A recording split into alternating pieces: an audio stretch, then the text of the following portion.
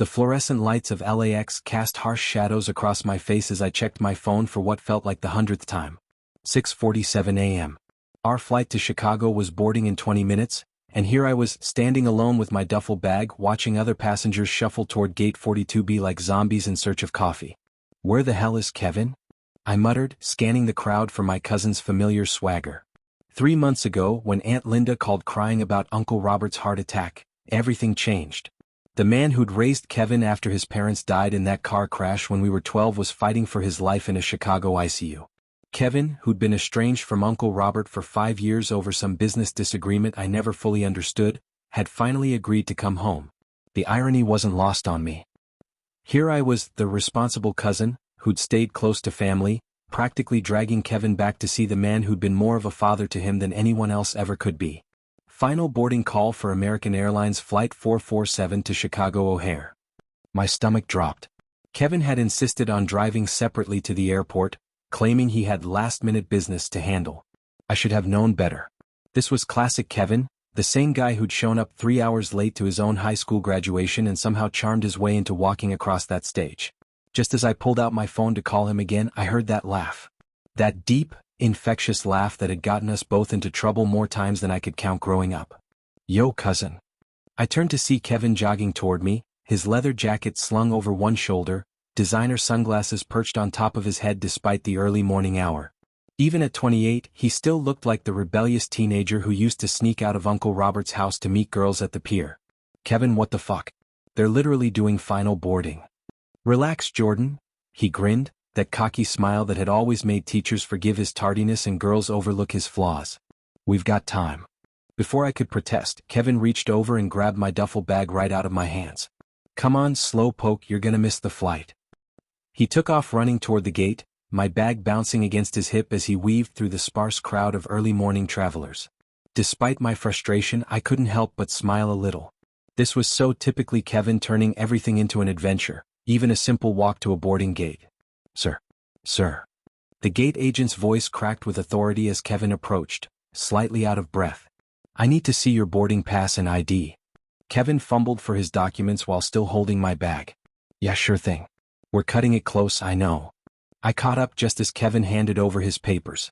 The gate agent, a middle-aged woman with kind eyes but a no-nonsense demeanor, examined them carefully. Mr. Thompson, I'm going to need you to step aside for a moment. The smile faded from Kevin's face. What? Why? There's a flag on your file.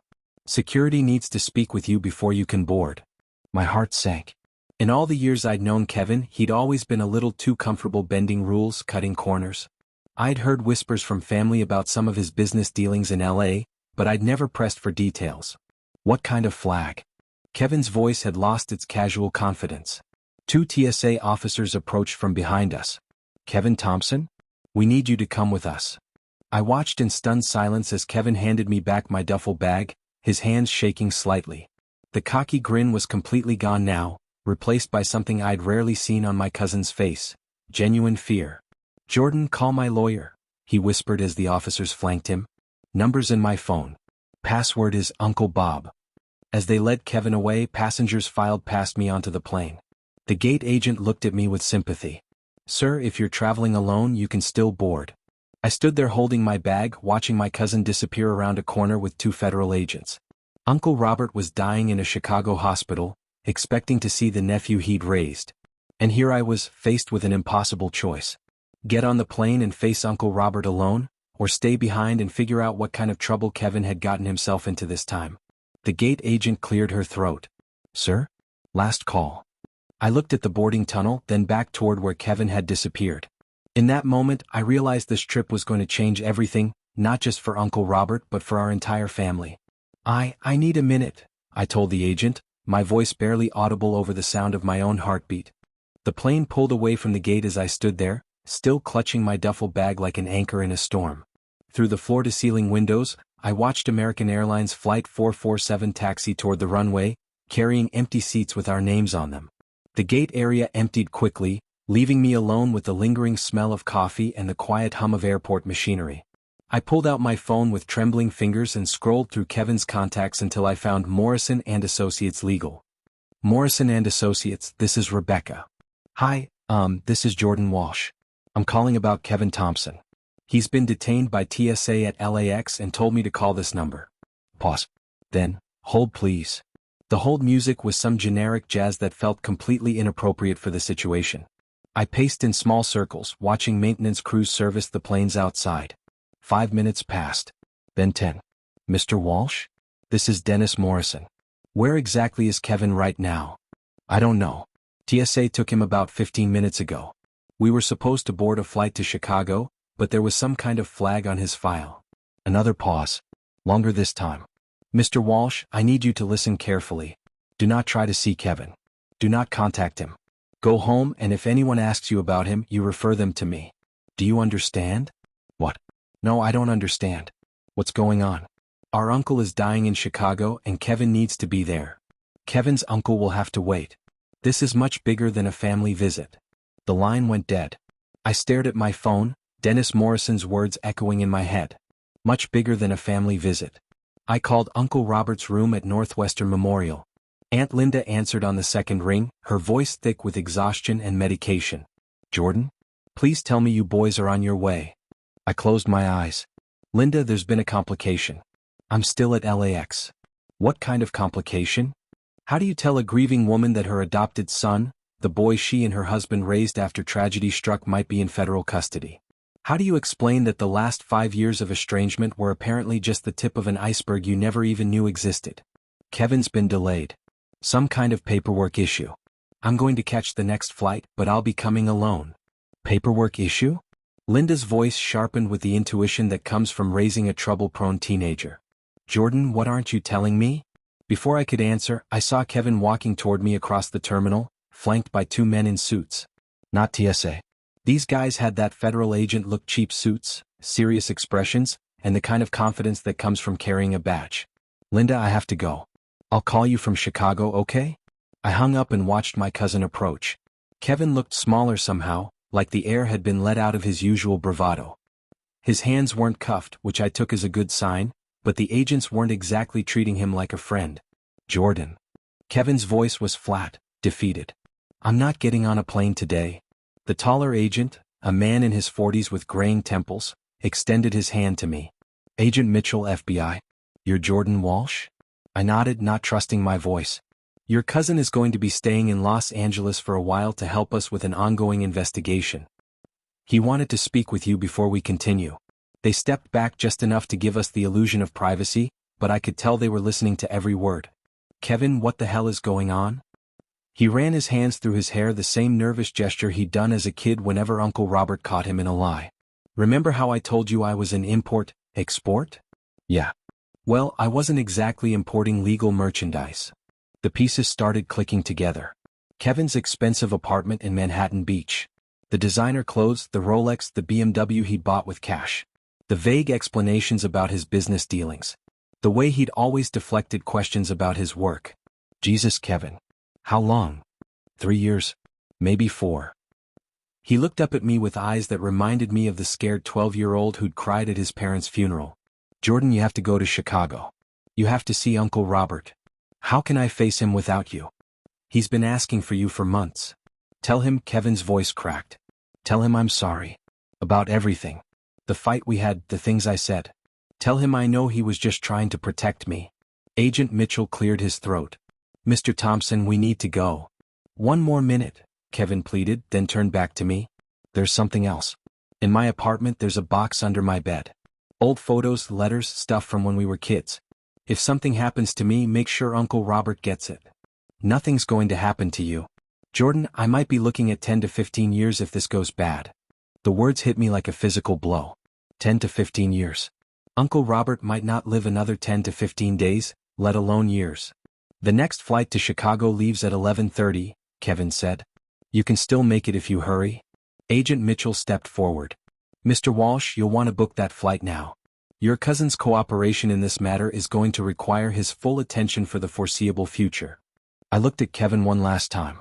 The cousin who'd taught me to drive stick shift in Uncle Robert's old pickup truck. Who'd covered for me when I snuck out to my first high school party. Who'd stood by my side at every family gathering, every holiday, every important moment of our shared childhood. Now he was a stranger being led away by federal agents, and I was about to board a plane to deliver news that would break an old man's heart. Take care of yourself, Kevin. Take care of Uncle Robert.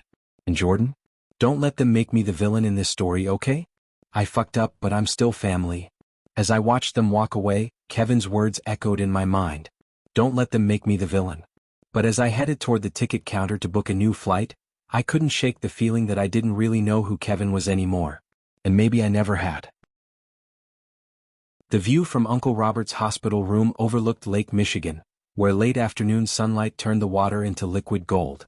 It was the kind of beautiful day that made Chicago feel like the most magnificent city in the world, but inside room 314, the only sound was the steady beep of monitors and the whispered conversations of nurses in the hallway.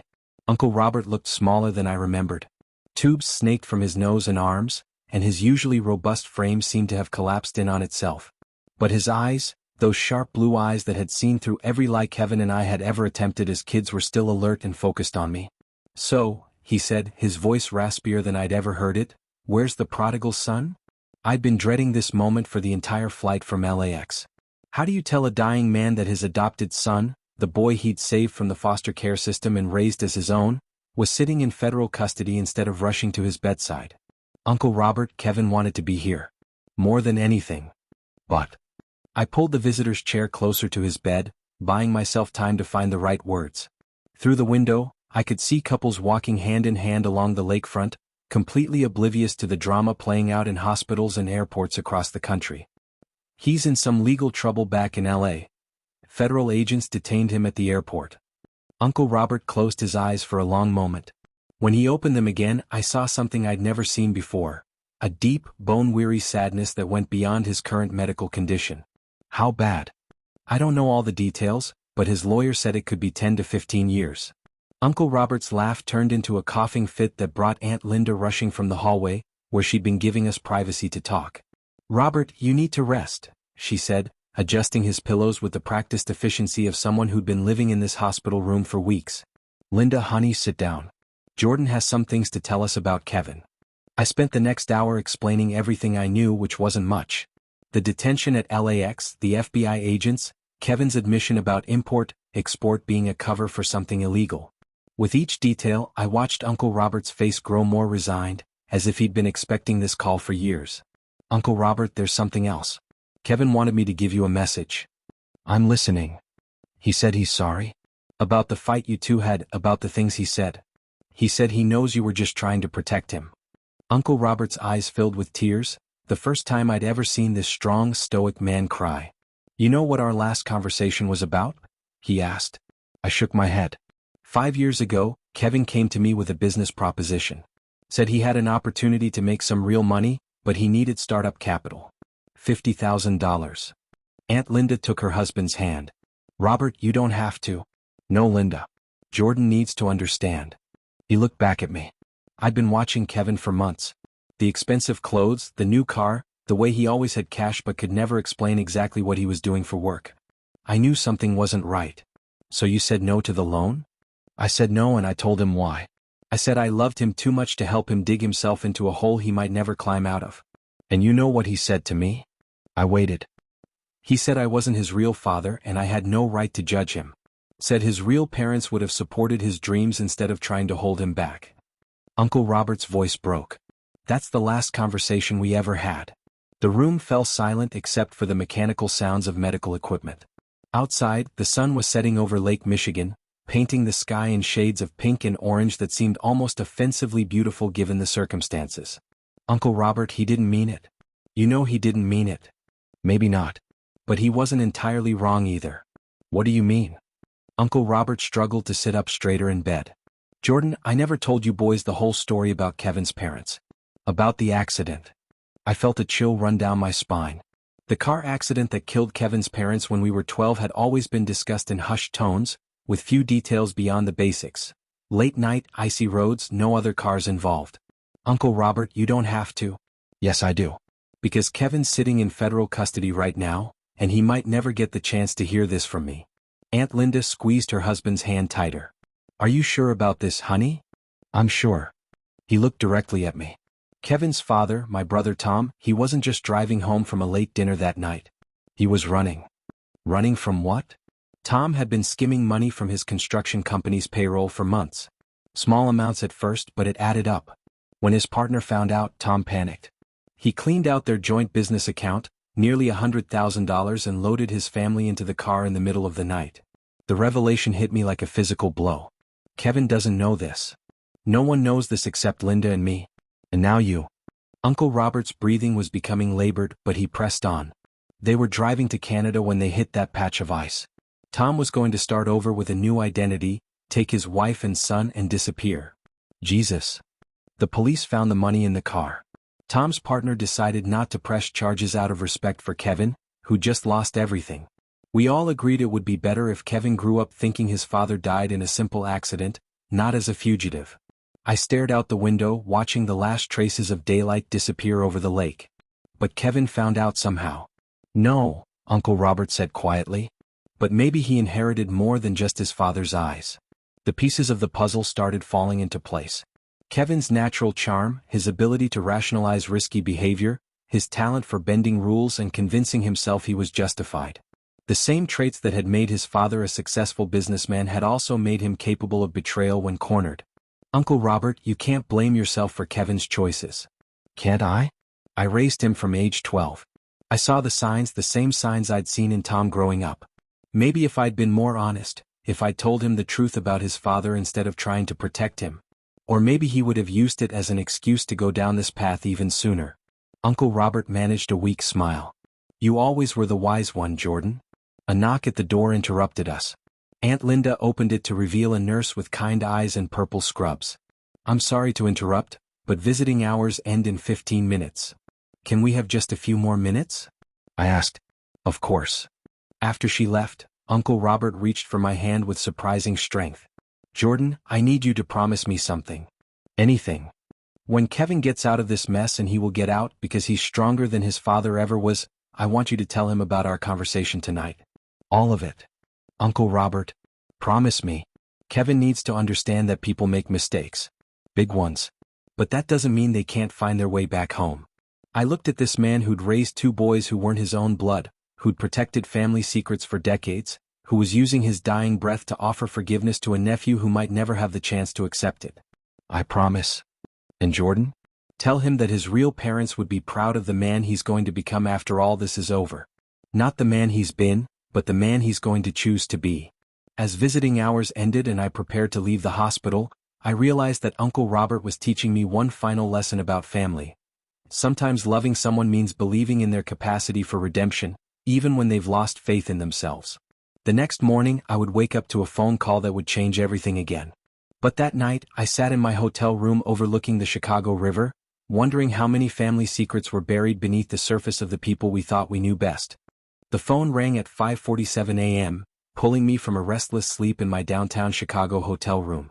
I'd been dreaming about the airport, about Kevin being led away in handcuffs, about Uncle Robert's revelation concerning Kevin's father. The caller ID showed a Los Angeles area code I didn't recognize. Jordan? It's Kevin. His voice sounded different. Smaller. More fragile than I'd ever heard it. Kevin, Jesus. Where are you? Are you okay? I'm at a federal facility in downtown LA. They gave me one phone call and I used it yesterday to call Morrison. But they're letting me call family today because, his voice cracked. Because they think I might have information that could help with something bigger. I sat up in bed, suddenly wide awake. What kind of information? Jordan, I need you to listen to me very carefully. The import business wasn't just about drugs. These people I was working with, they're connected to something much worse. Human trafficking. Money laundering for terrorist organizations. Stuff I never knew about until it was too late. My blood ran cold.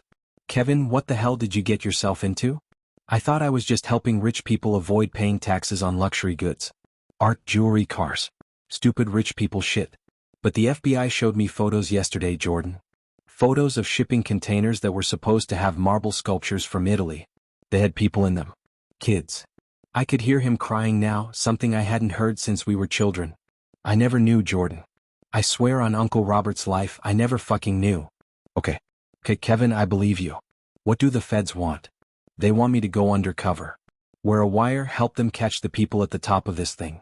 If I cooperate, they'll reduce my sentence to maybe 2 or 3 years instead of 15. I stood up and walked to the window overlooking the Chicago River. Early morning joggers were already making their way along the waterfront, living their normal lives while my cousin was making decisions that would determine the rest of his future. What did you tell them? I told them I needed to think about it. But Jordan, if I do this, there's a chance I might not survive it. These aren't just smugglers. These are people who kill federal informants for breakfast. Don't do it, Kevin. Take the 15 years. Uncle Robert will wait for you. A long pause. How is he? I closed my eyes, remembering the conversation from the night before. Uncle Robert's confession about Kevin's father, the family secrets that had been buried for 16 years, the forgiveness being offered from a hospital bed. Kevin, there's something Uncle Robert told me yesterday. About your dad. My dad's been dead for 16 years, Jordan. I know. But there are things about the accident you never knew. I told him everything. About the embezzlement, about Tom's plan to flee to Canada, about the money found in the car, about Uncle Robert's decision to protect Kevin from the truth. With each revelation, I could hear Kevin's breathing change on the other end of the line. So I really am my father's son, he said finally. Kevin, no. Don't you dare think like that. Your dad made mistakes, but he was trying to take care of his family. And look what you're being asked to do now, risk your life to save kids you've never met. That's not your father's legacy. That's Uncle Robert's. Another long pause. Then, is he going to make it? I don't know. The doctors aren't optimistic. Jordan, I need you to tell him something for me. Of course. Tell him I'm going to do the right thing. Whatever it costs me. And tell him he was a better father to me than Tom ever could have been, because he taught me the difference between right and wrong. Even when I chose wrong. Kevin, I'm going to take the deal, Jordan. I'm going to help them catch these bastards. Are you sure? You know what convinced me? Something Uncle Robert used to say when we were kids. A man's character isn't defined by his mistakes, but by what he does after he realizes he's made them. I remembered Uncle Robert saying those exact words to Kevin after he'd been caught shoplifting candy from the corner store when we were 14. At the time, it had seemed like standard parental wisdom. Now it felt prophetic. When do you start? Tomorrow. They're moving fast because they think the operation might be getting ready to relocate. Jordan, if something happens to me, nothing's going to happen to you. If something happens to me, make sure Uncle Robert knows that his last lesson finally took. That I finally learned the difference between being afraid and being brave. After we hung up, I sat on the edge of the bed for a long time, watching the sun rise over Lake Michigan. Then I got dressed and headed back to the hospital. I found Uncle Robert awake and alert, though his breathing seemed more labored than the day before. Aunt Linda was dozing in the chair beside his bed, her hand resting on his arm even in sleep. Any word from Kevin? He asked quietly. I told him about the phone call, about Kevin's decision to cooperate with the FBI, about the dangerous undercover operation he was about to undertake. Uncle Robert listened without interruption, his expression growing more peaceful with each detail. He's doing the right thing, Uncle Robert said when I finished. It could get him killed. Jordan, do you remember what I used to tell you boys about courage? That it's not about not being afraid. It's about doing what's right even when you are afraid. Kevin was always the braver of you two, you know. You were more careful, more thoughtful. But Kevin was willing to take risks. I spent years worrying that he was taking the wrong kinds of risks. But this.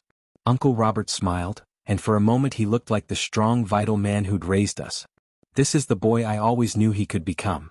3 days later, I was sitting in the same visitor's chair when my phone buzzed with a text from an unknown number. Operation successful. Bad guys in custody. Kevin's safe. More details to follow. Agent Mitchell. Uncle Robert saw my face change. Good news? The best. That afternoon, Kevin called from FBI headquarters in Los Angeles. The undercover operation had been successful. They'd arrested 12 people involved in the trafficking ring, including 2 high-level organizers who'd been on the FBI's most wanted list for years. Kevin's sentence had been reduced to 18 months, with the possibility of early release for good behavior. Can I talk to him? Uncle Robert asked after I relayed the news. I dialed Kevin's number and put the phone on speaker. Uncle Robert? Kevin's voice was thick with emotion. I'm here, son. I'm sorry. For everything. For the things I said, for the years I wasted, for not being there when you needed me. Kevin listened to me very carefully. I forgave you the moment you walked out my door 5 years ago. The question is, can you forgive yourself? I'm going to try. That's all any of us can do. try to be better tomorrow than we were today. They talked for 20 minutes about childhood memories, about regrets, about second chances. It was the conversation they should have had 5 years ago, but sometimes the most important conversations can only happen after we've traveled the long road that teaches us how to have them. Uncle Robert died peacefully 6 days later, with Aunt Linda holding one hand and me holding the other. His last words were about Kevin. Tell him I'm proud of the man he chose to become. Kevin was released on compassionate leave to attend the funeral. I'll never forget the sight of him walking into the church, flanked by federal marshals but with his head held high. He delivered a eulogy that brought the entire congregation to tears, talking about redemption, about the difference between the fathers we're born to and the fathers who choose to raise us, and about how love can survive even our worst mistakes. After the service, as we stood beside Uncle Robert's grave, Kevin turned to me with tears in his eyes. That morning at the airport feels like a lifetime ago. A lot has changed. Jordan, I want you to know something. When I grabbed your bag and ran toward that gate, I wasn't just trying to make our flight. I was running from everything, from Uncle Robert, from my responsibilities, from the mess I'd made of my life. And now. Kevin looked down at the fresh earth covering Uncle Robert's casket, then back at me. Now I know that sometimes getting left behind at security is exactly where you need to be. Sometimes the flight you miss was never meant to take you where you needed to go. As we walked away from the cemetery together, I realized that our story had come full circle. We'd started at an airport, with Kevin running toward what he thought was freedom, only to discover that real freedom comes from facing the consequences of our choices and finding the courage to make better ones. The boy who'd been left behind at security had finally found his way home. 6 months later, I received a letter from Kevin at the minimum security facility where he was serving his sentence. He was teaching literacy classes to other inmates and working on his GED, something Uncle Robert had been encouraging him to do for years. He wrote about feeling more at peace than he had since childhood, about learning to forgive himself, and about his plans for when he got out. I've got a lot of making up to do, he wrote. But Uncle Robert taught me that it's never too late to become the person you were meant to be. Even if it takes a federal prison and a near-death experience to figure out who that person is. At the bottom of the letter, he'd included a photo from the prison's family day. Kevin was smiling, not the cocky grin I'd grown up with, but something deeper and more genuine. He looked like the boy I'd known before life got complicated, before secrets and lies and poor choices created distance between who he was and who he wanted to be. But most importantly, he looked like he was finally ready to come home.